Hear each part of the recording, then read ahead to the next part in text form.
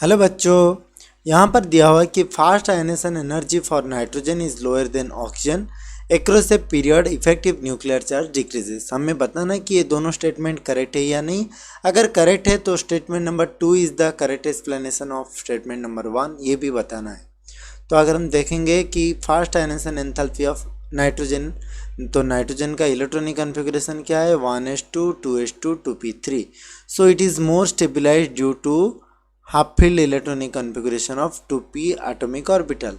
वरेज oxygen का electronic configuration देखेंगे तो 1s2 2s2 2p4।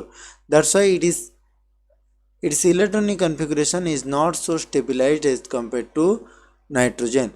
That's why oxygen का जो है आयनेशन एंथैल्पी कम हो जाएगा, लेकिन नाइट्रोजन का ज़्यादा हो जाएगा due to half filled electronic configuration और extra stabilisation by half filled electronic configuration of 2p। इसलिए यहाँ से इलेक्ट्रॉन निकालना बहुत दिक्कत हो जाएगा, लेकिन ऑक्सीजन का 2p से एक इलेक्ट्रॉन निकालना बहुत ईजियर हो जाएगा। दैट्स वाई हम बोल सकते हैं कि आयनेशन एंथैल्पी किसका सबसे ज़्यादा होगा, नाइट्रोजन का as compare to oxygen, only first ionisation enthalpy. तो यहाँ पर क्या दिया हुआ है कि first ionisation energy of nitrogen is lower than oxygen, जो कि आपका गलत रहा। फिर आता है across a period effective nuclear charge decreases. अगर हम पीरियड में जाते हैं तो left to right basically number of proton increases. When we move from left to right along period,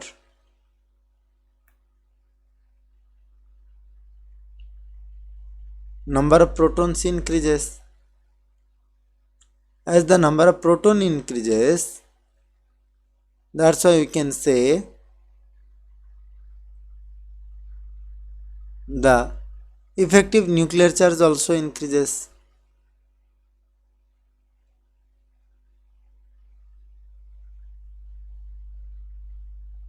लेकिन यहाँ पर स्टेटमेंट नंबर 2 में क्या दिया हुआ है, स्टेटमेंट नंबर 2 में बताया गया है कि आपका इफेक्टिव न्यूक्लियर चार्ज डिक्रीजेस, जो कि आपका गलत रहा। Effective nuclear charge basically increase हो जाता है।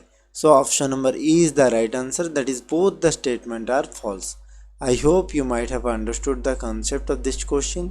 Thank you and all the best.